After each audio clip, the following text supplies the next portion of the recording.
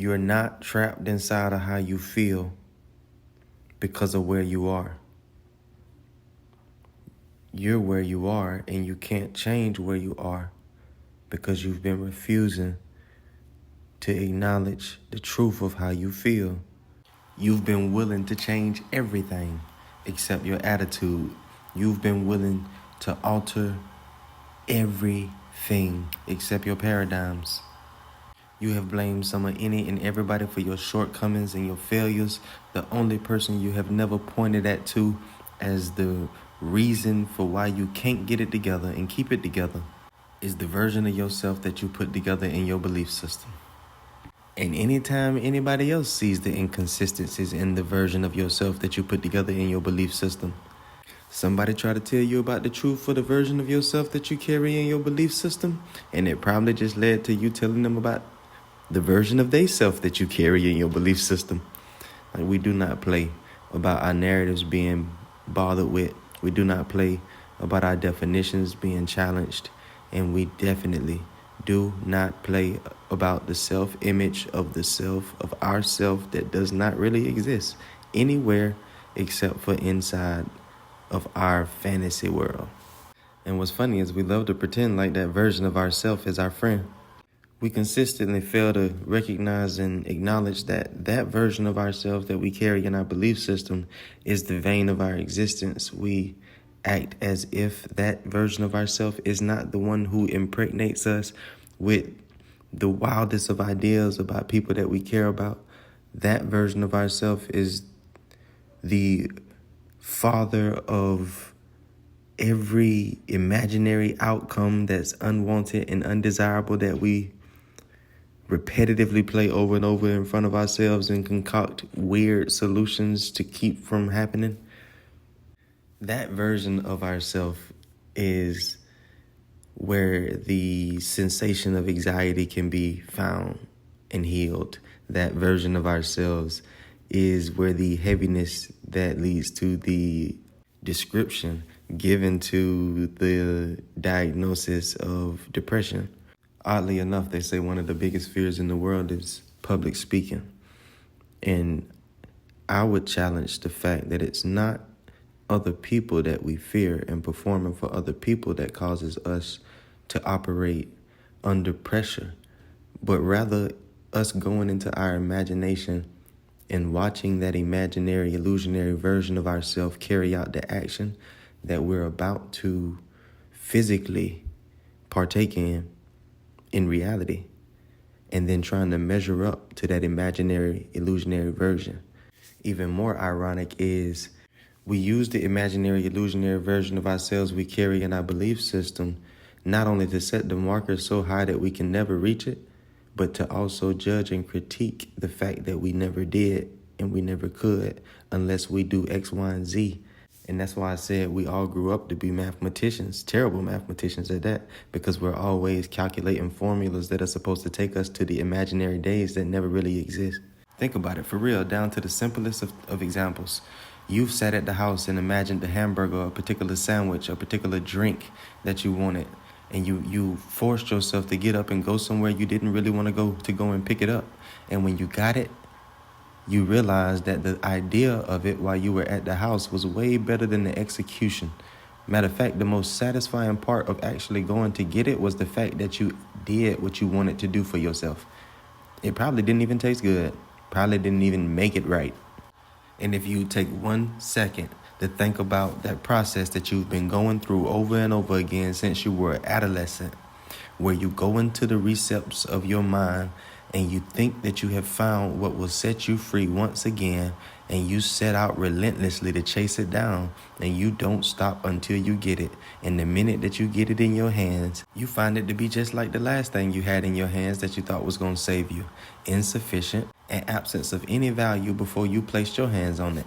There's so many conversations about how evil the world is and how they have set the world up in opposition for us, and how they want us sick, and how they want us taking their medications that make us even sicker, and how they are planning attacks, and how who?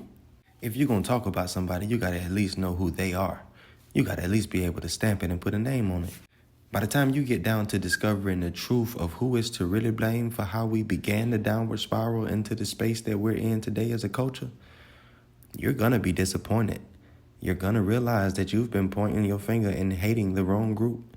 You're going to realize that that group of people that you thought was to blame has been duped just as well.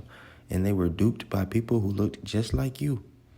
What's crazy is this land was indigenous of people who looked like me. And it was taken by people who were able to pose as the same group of people. So they must have looked like me too. That's why I tell somebody quick, everybody that's the same pigmentation as you is not your brother. A brother operates on the same principles as you do. A brother stands in truth with you. A brother is one who is able to tell you the truth about yourself. And by that, I do not mean he's watching you and critiquing you to the point that he can sit you down and tell you where you messed up. What I mean is, this is a person who knows the truth of you, knows the value that's inside of you, and has no problem telling you that. No problem taking you by the hand and showing you that value when you lose sight of it. It's funny to think that we stop pretending as we age because we actually master the act of pretending. The more experienced we become in the physical realm, the longer the physical container exists inside of the physical plane. We actually get better at it, and we don't put it away most times. We utilize it more frequently because it's familiar to us, and it hides in our plain sight every day. For instance, we have conversations about the free love of a universal God that created and sustains all things. We say that that is a gift, but we also turn around and say, if I don't curse, go to church, pay my tithes, and do right by people, the universal God of free love will rain down blessings upon me that I deserve. We claim to have forgiven people all the time that we never get back on proper terms with, that we never let go of the offense with. We never stop reminding them of what they did and how it affected us and what they owe us because of it. But we'll say, I forgive you. So clearly there's a disconnect in our awareness at times of what we're doing, what we're saying, and what we intended. And this is the blindness that plagues the world, that causes us to judge others for doing exactly what we do as well, not knowing that it's not the other person that we dislike, but rather the behavior that originates within us that we've attracted, that they're reflecting. One of the toughest universal truths for us to latch on to and accept. There is zero possibility that anything will occur in your life that did not originate from the inside of you, whether it be from your fears, you wanting it or not wanting it. At some point, you can trace back anything that's in your picture of existence in the physical realm to your internal world. You have enemies because you believe that enemies exist. You got a fear of being broke, so you constantly struggle with finances. The insecurity on the inside of you causes you to question yourself to the point that every time you're in front of another human being, you think that they're questioning you, not realizing that it's only the legion of voices inside of you that's ever said the wicked things to you that you hate. We've built the army of ego bots, and we have an ego bot for every situation that we've known ourselves to be in. If we're somebody that serves the system of a 9-to-5, you have an ego bot that you cut on when you're in front of your boss. You have an ego bot that you cut on when you're in front of your coworkers. You have an ego bot that you cut on when you're in front of a customer or a client. You have an ego bot that you cut on when you're on the phone with somebody that you think is professional. All of these illusionary versions of yourself are spawned from the original lie of yourself, the ego, the father of all illusions. It would be an endless task to sit here and try to rid yourself of all the ego bots that you've created, because you've created ego bots that you didn't even know existed. So the easiest way to destroy every ego bot is to take it to the root.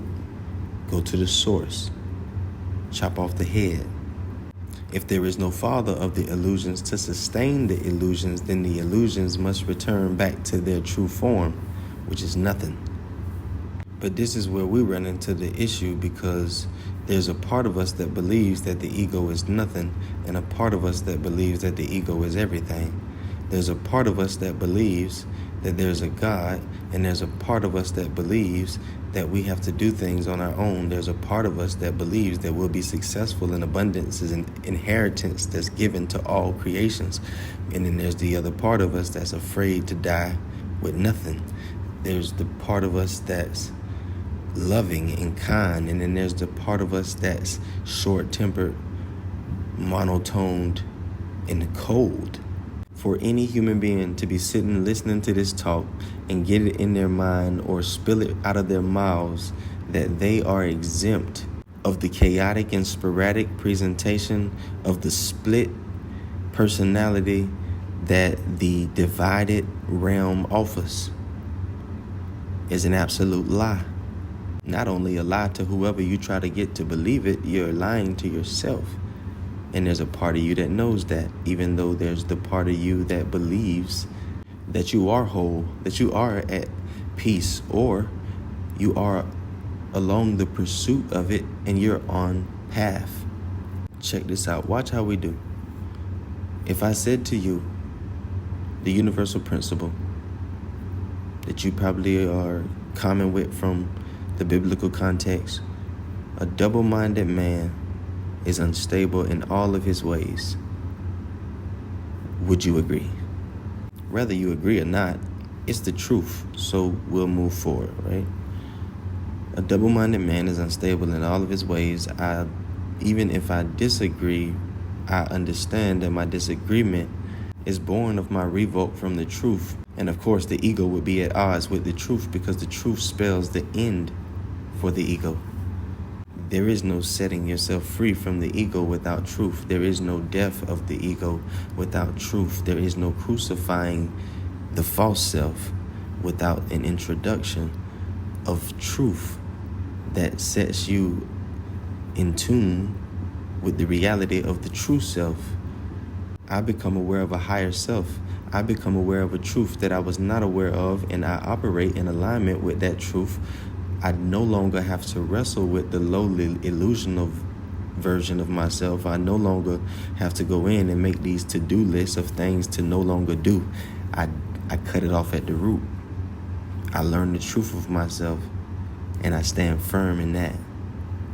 And that is how I war against the lies of myself. I'm more than willing to admit that all of my life I have been double-minded.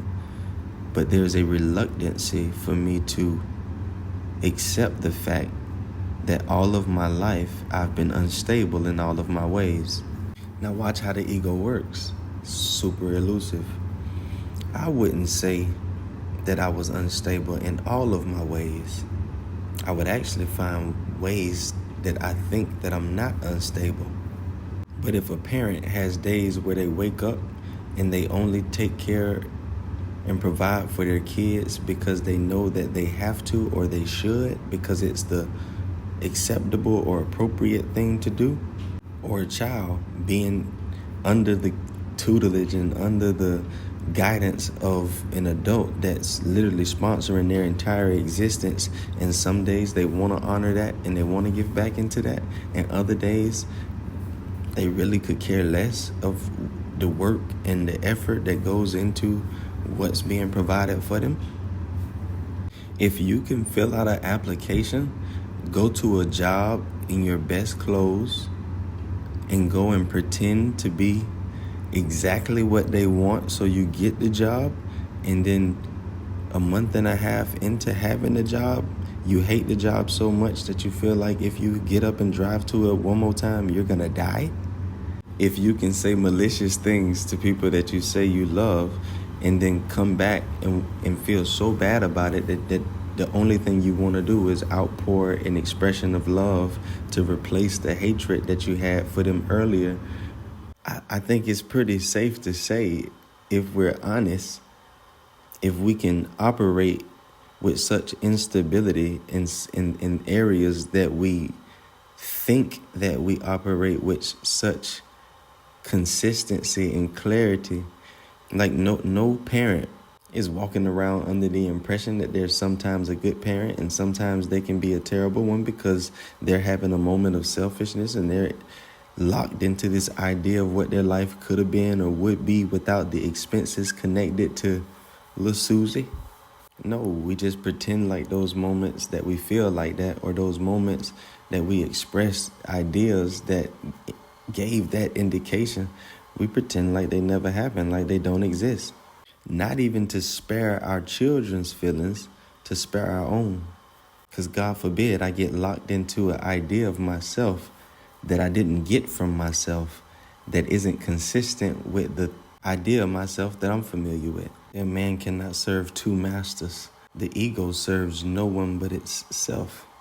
Every single illusion is self-serving, as something that's non-existent could never give into something that is real. I don't know if that's what the singer meant, and I'm not even sure that's what he said, but that's what I always sung it as. Nothing from nothing leaves nothing.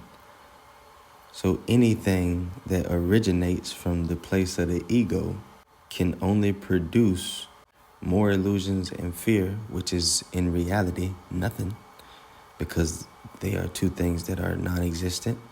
And a life lived in truth is to give no acknowledgement to evil or the absence of good, because I'm fully aware that good is ever present.